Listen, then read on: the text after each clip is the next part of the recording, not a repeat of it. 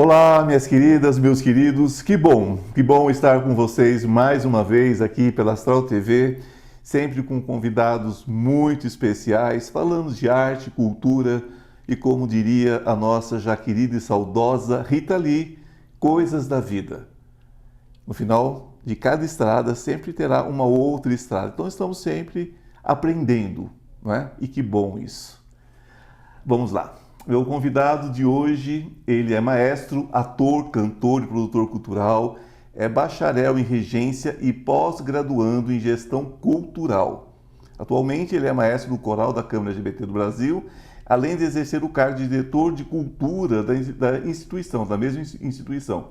E também ele é CEO do Espaço ao Cubo, que é um centro cultural, né? Que além de ser proprietário de um teatro, gente, olha, é muita coisa para um ser humano só. Ele ainda tem uma escola de teatro musical no Brasil. Tem gente que tem coragem, não é mesmo? E o nosso corajoso convidado de hoje é Hétero Veríssimo. Bem-vindo, querido. Que bom ter você com a gente. Muito obrigado. Gratidão por estar aqui. Eu que agradeço. É um prazer. Como assim, meu amigo? É muita coisa para um ser humano só. É, bastante coisa, mas eu sou uma pessoa que não muito inquieta, né? Então, muito hiperativo. Eu não consigo ficar parado. Então, todos os dias eu começo a trabalhar cedo e vou até a noite. Gosto da correria boa da cultura, assim. Bom, ser ator no Brasil já é uma questão de coragem e de desafio. Ser proprietário de um teatro é algo que só quem já passou por isso, ou quem vivencia o teatro como profissão, né, como ofício, pode ter uma ideia do que seja, porque é muito complicado, né? O Brasil é muito complicado culturalmente falando. Bom, agora você não tem só um teatro, você tem uma escola de teatro musical no Brasil. Isso mesmo. Há muito tempo eu já tinha o desejo de ter o meu próprio espaço, né? Eu trabalho com cultura desde da época da faculdade, há muitos anos, e eu sempre tive esse desejo de ter o meu próprio espaço, e aí depois da pandemia, logo no finalzinho de 2021, eu tive a oportunidade de ter esse espaço, né? Esse espaço cultural, que é um teatro lá na Barra Funda. E como eu trabalho muito com teatro musical, eu trouxe a minha experiência como maestro, como performer, para as pessoas que querem estudar. Então, eu gosto, né? Não só de estar no palco, mas também em sala de aula, ensinando e compartilhando com os meus alunos. Até poucos anos atrás, coisa de uma década e meia, os musicais no Brasil eram feitos muito mais na raça. Tinham que vir especialistas, não sei de onde, para pegar atores que não eram atores de musical, né? Fazer todo um trabalho com esse pessoal para que eles conseguissem montar os espetáculos aqui, principalmente os espetáculos da Broadway. Depois nós tivemos uma leva de atores saindo do Brasil, indo estudar em escolas de musicais, né? De musical no exterior. Hoje, esses profissionais estão muito mais ligados a essas escolas dentro de São Paulo, dentro do Rio. O que foi que mudou? Olha, como você mesmo disse, né, esse processo, nesse passar dos anos, ele possibilitou as pessoas estudarem cada vez mais e se aprimorarem, desenvolverem as suas habilidades, né, principalmente no canto, na dança, na interpretação. E o Brasil ele vem se aprimorando. Então, as pessoas conseguem agora, elas conseguem se desenvolver, estudar melhor, e com a tecnologia, a internet, a gente consegue ter acesso a coisas que não tinha antigamente, né? O Brasil tem se posicionado de uma maneira muito forte no teatro musical, né? Muito forte. Tem conseguido coisas incríveis, né? Como resultado de qualidade mesmo. Antes a gente só ouvia falar de Nova York, de Londres, agora o Brasil tem muito destaque, né? É interessante isso. Mesmo depois de eu ter passado por um trabalho como ator, eu ainda faço uma coisinha ou outra, não tenho mais tempo, né, que eu deveria, mesmo dirigindo, mesmo escrevendo, né, tanto roteiro como na condição de dramaturgo, eu tinha uma questão com o teatro musical no Brasil. Até que eu comecei a fazer as comparações. Assistir, por exemplo, na Broadway e depois assistir no Brasil. A conclusão que eu cheguei é que nós fazemos melhor. Tem mais vida. O brasileiro, ele tem algo a mais, né? Nós fazemos melhor. Ele tem algo a mais. Inclusive, as produções autorais, né, dos dramaturgos brasileiros têm cada vez mais destaque, né? Cada vez mais significado para a cena teatral mesmo no Brasil.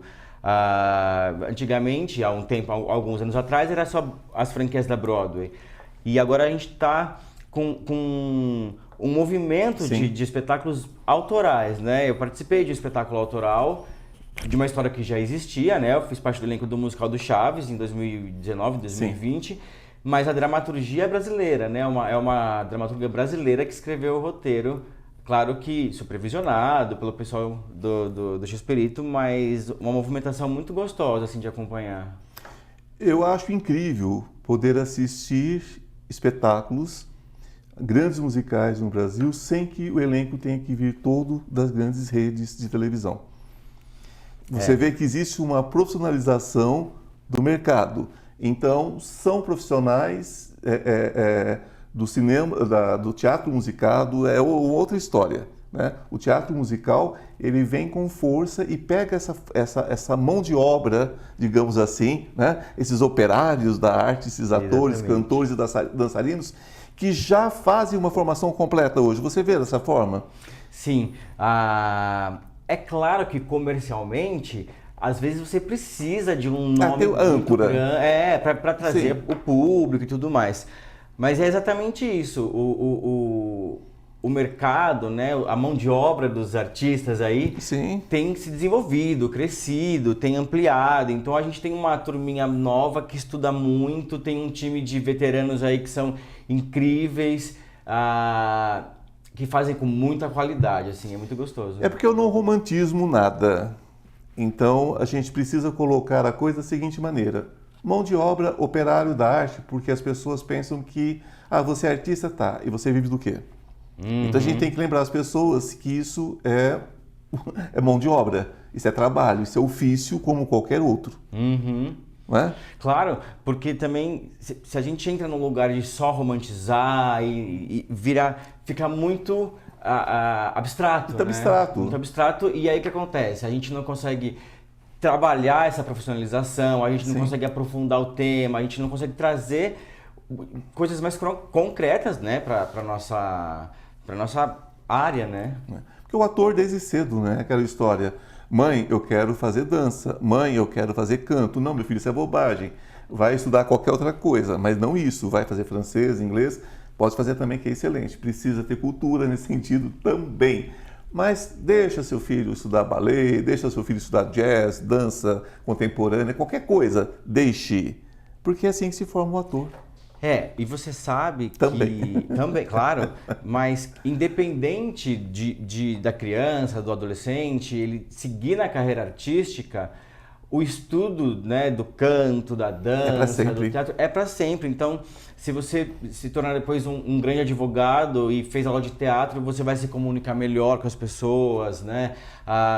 O balé traz a disciplina, rígida, traz inclusive, o controle do corpo, da musculatura. Então, a arte, ela não só serve para entretenimento, mas para crescimento pessoal, para comunicação. É muito importante, é gostoso isso. A disciplina do balé é uma coisa quase que militar. Exatamente. É uma coisa assim que só quem passa, né, entende. Bom, mas já não bastava tudo isso, você está na área de gestão cultural. Isso. Aí nós complicamos mais um pouquinho a situação. Porque, como você acabou de falar há pouco, a cultura, né, aqui no nosso país ainda é difícil, ainda, né? A gente tem essa dificuldade de patrocínio, de fomento. E aí eu quis estudar produção, gestão cultural, para poder seguir na linha de empreendedorismo cultural, para poder gerenciar meu próprio negócio, para poder produzir, escrever projetos que levem também não só entretenimento, mas que eu possa também ajudar em fomentar, né, a nossa arte e a minha área, né? Então, eu quis estudar para poder realmente me desenvolver como empreendedor, como empresário da cultura, né? Não só como performer, mas eu quis realmente estudar para fazer bonitinho, direitinho. Mais uma vez, entendendo como ofício, né? Claro, claro. Eu acredito muito nisso. Eu também não sou de romantizar. Eu acredito que a gente precisa tratar da arte como ofício, um trabalho sério, formal, né? É importante, porque O senão respeito começa fica pela muito... gente. É claro. Senão também a gente acaba deixando muito vago, né? As pessoas não acreditam, acabam, né, tendo uma impressão errada. Fica aquela coisa do teatrinho mambembe, aquela coisa do teatrinho dos saltimbancos, né, que não funciona na vida real. Na vida real, as coisas não funcionam assim. Bom, nós vamos continuar nesse assunto, mas eu vou pedir para vocês só assistirem um recadinho que eu tenho, mas voltamos em seguida. Um beijo até agorinha. Estou com uma novidade muito legal para vocês. Você sabia que o tarô pode mudar a sua vida? E muda! Nós temos uma lâmina muito especial entre os 22 arcanos maiores que fala sobre essa questão de cair e subir, não é? Que todos nós temos quedas na vida. O importante é saber como subir rapidamente. Então, esse curso dos 22 arcanos maiores que eu estou oferecendo a vocês por um preço muito legal e de fácil acesso, de fácil entendimento, ele traz dicas, ele traz insights de como você se recuperar rapidamente. Não importa em que situação você esteja, não importa se é emocional, se é material, se é espiritual, os 22 arcanos trazem tudo sobre passado, presente e futuro. O que aconteceu, o que está acontecendo, o que você deve fazer para mudar esse futuro. Basta você entrar na minha bio e você terá todas as informações. Olá, estamos de volta. Que bom que vocês continuam com a gente, com esse papo maravilhoso, com esse meu convidado, Héctor Veríssimo, queridíssimo, ator, diretor, maestro, diretor musical, dono de escola de teatro musical, dono de teatro, né? Gestor também, né? Gestor cultural. Está caminhando agora com uma formação especial, mas já faz a própria gestão, né, gente? Porque vocês não têm ideia o que é bancar um teatro hoje. O que é bancar um teatro hoje? É muito trabalho, é muita luta, muita dedicação. Eu tenho a sorte de ter uma equipe muito competente que está lá no teatro ajudando, trabalhando, né? Então, cuidar de um teatro é um trabalho bem desafiador, muito prazeroso, mas bastante desafiador, mesmo depois de uma pandemia, né, que afetou muita gente, muito a área cultural. Esse ano as coisas começaram a dar um sinal de melhora, de retomada, mais do que o ano passado, né? Mesmo a gente está, né, nessa fluência do ano, mas é um desafio. A gente não tem tanto investimento como precisaria, mas a gente tem uma classe artística muito dedicada, né? Então é desafiador, mas é gostoso. Nós brincamos muito entre diretores, sobretudo, que ator é uma coisa maravilhosa, só não alimente-o, né? Mas lógico que é uma brincadeira, né? Porque a gente diz que é muito difícil lidar com o ator, porque o ator é sensibilidade pura. Se ele fosse fácil de lidar, não seria ator. O ator é um poço de sentimentos. Quando você vai estrear um espetáculo, dependendo da personagem, né, que a gente se refere sempre como a personagem, é uma morte, né? Aquilo você está sendo rasgado por dentro, é uma coisa que é complicada. Mas quando você vai para o teatro musical, são muitas variantes, né? São muitas variáveis, digamos assim. Sim. O teatro musical envolve muitas áreas, né? Envolve muita gente. E o teatro musical, ele tem essa questão do canto, ele tem essa questão da música, exatamente para trazer à tona esse sentimento todo que o ator tem lá no trabalho dele. Então, é tão grande esse sentimento que a gente canta, né? Não basta só falar, a gente precisa cantar. E essas variáveis, elas são muito fortes no palco, porque é o que dá o tempero, né, do espetáculo, a emoção. Então, toda essa sensibilidade, esse sentimento, ele fica muito evidente, né, no trabalho do Trabalhar ator. corpo, voz, tudo junto. É muito difícil, mas essa energia toda que flui ali é o que traz esse sabor do teatro musical, que é muito legal. É porque você olha o ator, dependendo da personagem, evidentemente, você fala, oi, como é que ele conseguiu chegar no final? E às vezes faz 2 sessões num dia. Você fala, como é que consegue, né? Tem que comer um boi depois, né? E dependendo do personagem que você faz, do espetáculo, ele exige muito fisicamente, Sim, né? muito. E o teatro musical tem isso, né? Tem. Você faz sessão, às vezes, quarta, quinta, sexta, 2 no sábado, 2 no domingo, e precisa, né, tá igualzinho. Todas precisam ser com qualidade e o momento que você está no palco, o cansaço vai embora, né? Porque você se conecta, você se concentra e vai. Então a dor some, o cansaço some. É porque o teatro não é uma arte enlatada, né? É. Não tem como, é todo dia ao vivo, né? É carne viva, tá ali e tá doendo o tempo todo. E fala sobre essas dificuldades de se produzir um musical no Brasil. Porque, bom, isso em qualquer parte do mundo, mas no Brasil pela falta de apoio mesmo, pela falta de conhecimento né? O Brasil, apesar de ter pessoas muito competentes, né, que escrevem desde da pré-produção até a produção, artistas, produtores, diretores, a gente ainda está engatinhando nessa história do fomento. Né? O fomento. Porque o Brasil não tem tanta essa cultura do desenvolver da arte, né? Então, antigamente a gente só ouvia falar da música erudita, da ópera, que geralmente os grandes teatros brasileiros já são mantidos por órgãos públicos, né? Já são equipamentos públicos, né? O Teatro Municipal, a Sala São Paulo, né? Os teatros pelo Brasil todo. São Pedro agora, né? São Pedro, que é um teatro lindo.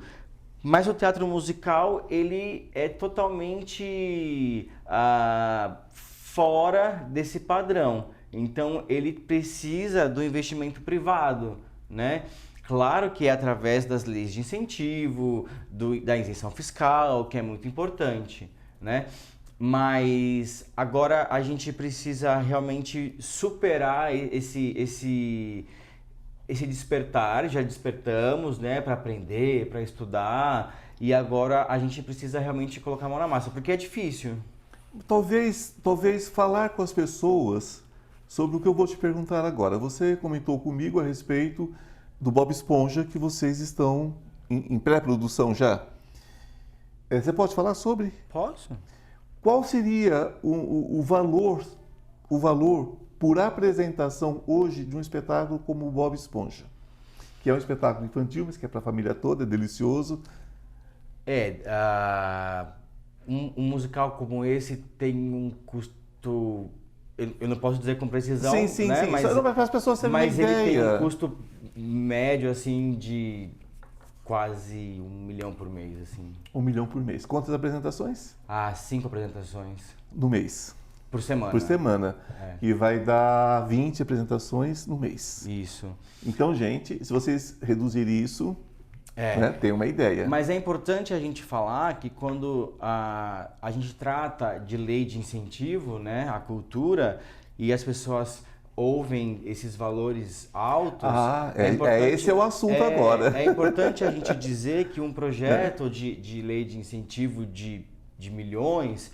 ele tem vários processos, né? Então, ele vai financiar o cenário, o figurino, ele vai Sustentar dezenas de famílias. Dezenas de famílias. Então, um espetáculo como Bob Esponja tem no mínimo 100 pessoas trabalhando, Sim. desde artistas, músicos. São 100 famílias. 100 famílias. 100 famílias sendo sustentadas por um trabalho de arte, um ofício como qualquer outro. E o que é mais importante, nós temos estatística disso, não é conversa fiada, não é conversa de artista, não. Quantos reais voltam para o cofre do governo, para o cofre, né, da União, por cada real aplicado em cultura? Olha, quase o dobro, né? Porque quando você tem a isenção fiscal, todo o trabalho que ele está financiando, ele paga o imposto. Então, por mais que a empresa patrocinadora teve essa isenção fiscal, todo o resto está pagando impostos. Então, você emite nota fiscal de todos os processos, de todos os equipamentos. Então, cada R$1, ele devolve no mínimo R$1,80, quase R$2 de volta para os cofres públicos. Há quem diga até mais do que isso. Há quem diga em torno de 3 a 4. Hein? Sim, sim. Hoje em dia, sim. E é importante a gente falar que a cultura, ela traz um lucro maior do que o próprio turismo. E tem mais, é a questão da educação. Gente, uma peça de teatro pode ser um apêndice para uma vida nova. Simplesmente, você pode ter uma vírgula muda tudo, não é? Quem tem a felicidade, como eu, de ter entrado pela primeira vez no teatro aos 2 anos de idade, e eu não esqueço nunca mais, chamava o Palhacinho Perlim Pim Pim. Mas eu me encantei com o teatro e nunca mais deixei, né, de ir ao teatro. Eu fiz teatro por isso, eu construí uma carreira dentro disso também por causa desse pequeno espetáculo chamado O Palhacinho Pirlim Pim Pim, assistido dentro do SESI em 1900 e bolinha, que não vou nem falar, vocês vão assustar com o tempo. Então, a importância disso como escape, válvula de escape para a juventude, para a infância, dentro de um país onde existem tantas falhas na educação, tantas falhas na formação, né, desses jovens, a gente vê a delinquência só aumentando, quando a cultura seria um caminho, né, para outras possibilidades, que afastasse esses jovens, essas crianças, da marginalidade. Marginalidade criada, vocês sabem por quê, né? Pela própria sociedade, mas enfim. A questão é que a educação tem, a cultura, ela tem essa função também de educar. Ela não é responsável pela educação, mas ela tem essa função de educar através da mensagem que é passada. E para a gente finalizar, eu vou te fazer uma perguntinha que eu sempre faço no começo. Por quê? Por que o teatro? Talvez essa resposta seja a mais difícil de todas, né? Porque eu acredito, claro, na vocação, né? No chamamento para a arte. Desde pequeno eu sempre me envolvi.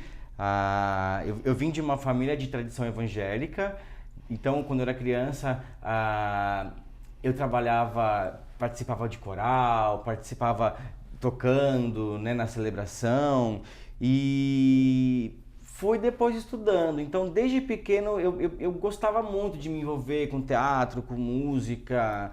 E depois que você vai assistir um espetáculo, como você mesmo falou, a gente fica tocado. Você se vê, né, ali, né? Fica tocado e quer participar. E depois do colégio eu queria participar também.